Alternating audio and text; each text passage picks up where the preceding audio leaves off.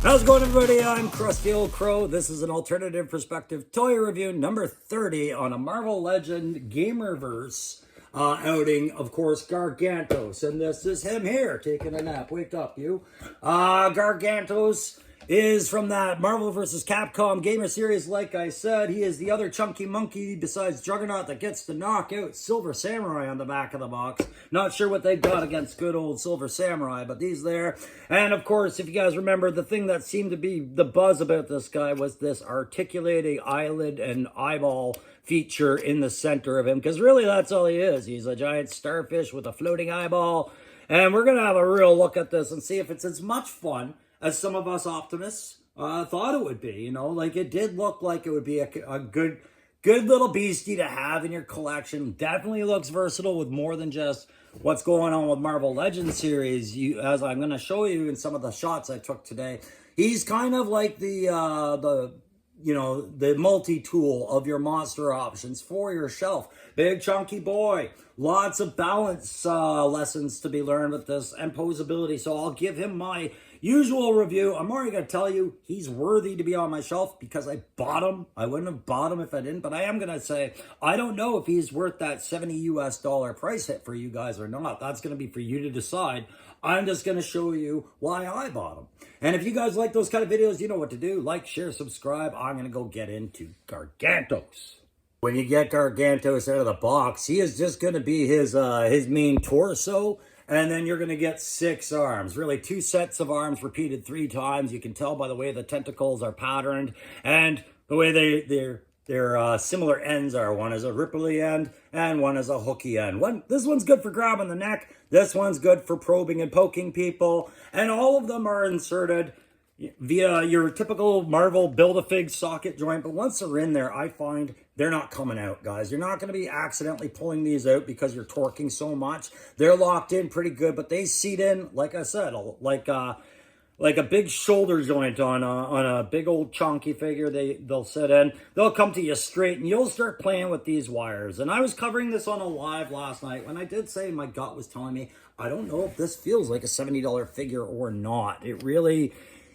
There was moments I felt it was, and there was moments I felt it wasn't. But to go over it, with what I covered on the Backyard Battlefield the other night is your wire for these, because this is an inserted wire in here into the ball joint with a hinge, so you can get a lot of posability that way.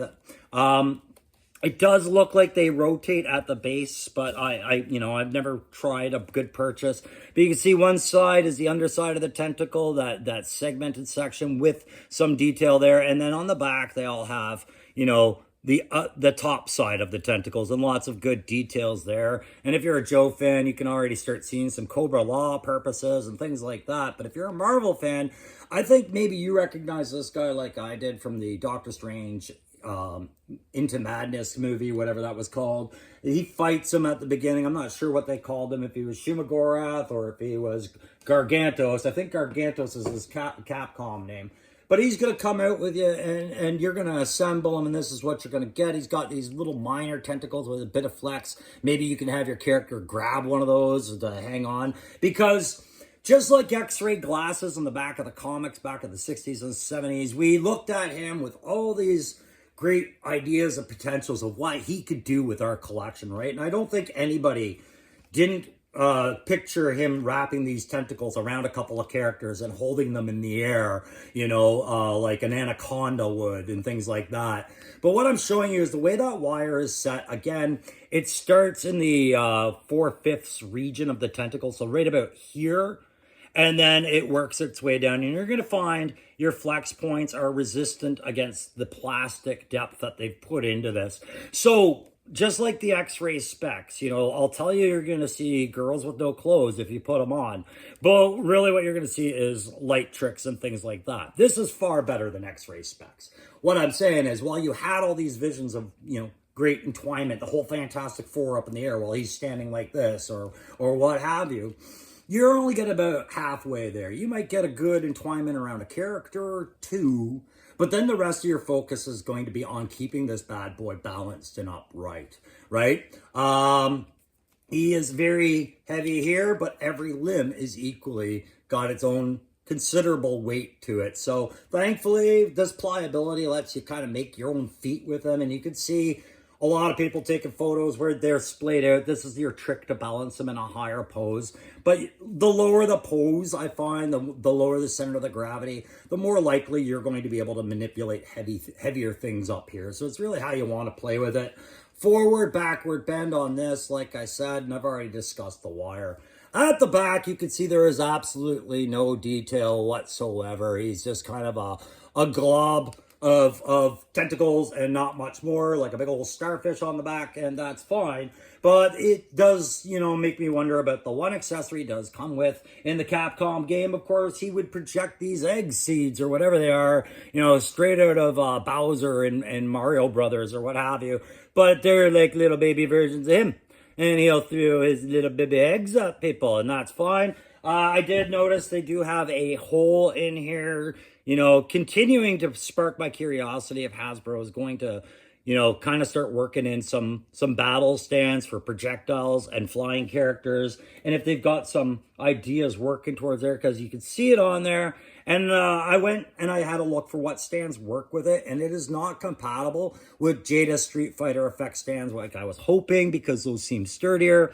But it is compatible with the little web stand that they included in Maximum Spider-Man. Now, this thing is not capable of managing this weight with any kind of grace. Once you start balancing it, those hinge points start collapsing under the weight. He is also a girthy little thing. So you might be able to lock into a couple shots, but I don't feel this is an adequate base. I don't feel there is an adequate base with this. But it made me ask, at the price we're paying, like I said, at 91 Canadian, 70 US for you guys, if he's just coming with 6 tentacles and an articulated eyeball and some weight and plastic, and this is the other feature, would have really offset the cost that much to just repeat the Spider-Man base and just let us complain about that rather than have none. Because after you're done putting this in some sort of form of throwing stance with him, you know, you're kind of, yeah, it's a blast effect that you can't really pose as such, right? This is a projectile. So no complaints on that inclusion. I think that's kind of cool that they gave him his little generic attack from the game. I expect no less out of Gamerverse to represent that when they can. You can see that the stock print is actually printed onto him, which you'll notice. Maybe if it bothers you, maybe some acetone or something to wipe that off, but that's where they've stamped that. And that articulated eyeball, the way this thing's functioning, guys, you can hear little ratchets and gears in there to keep it clicking and everything like that in its place. But like I said to Down South 77 on our live the other night, it's like the little candy machines that your mom used to give you a quarter at the grocery store. You'd run over and put it in, clickety-click, and you'd hear the ka-dunk, and this little plastic dome would come out, and that's basically what it is. The eyeball is in this little plastic dome, and this will pick up fingerprints as you go posing it from time to time. So, you know, this is probably the first figure I've had where I've wanted a, you know, Windex nearby or something, right? But a lot of fun, really expressionate, sure. And once that shock value wears off about the price, so like I said, you find yourself wondering, is this enough for me to justify it? For me, it was. For you, I don't know. But as you guys are looking at the photos, I have not isolated this at all to a Marvel collection. This is sword and sorcery, Cthulhu, Lovecraft kind of stuff.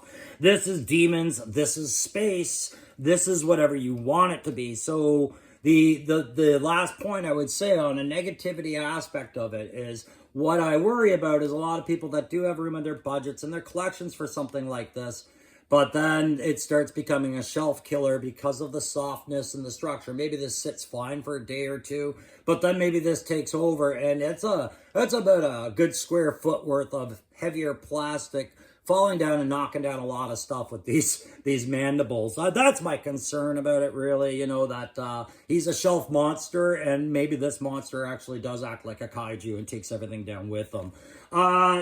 Yes, he fits your face. I took a couple of photos for fun like that, as I've seen other guys do, because, you know, it's Halloween is coming, and maybe we should all be enslaved, like a Rick and Morty episode or something. But like I said, really like it. No regrets buying it.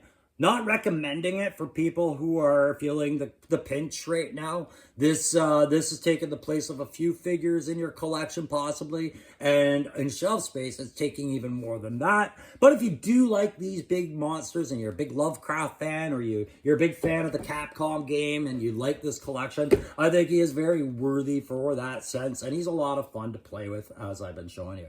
That's gonna do it for this alternative perspective number 30 on Marvel Legends series, Gamerverse, Capcom's, whatever, Gargantos, call him what you will. He's a lot of fun. I'm going to put him to bed. You know, he's going to curl up with his favorite stuffy and call it a day. And I'm on my way to go pick up a Maximum Deadpool. You know, I'm going to be hitting you with that soon to see if he's following the Maximum trend. All right, guys, thanks for watching. We'll see you soon.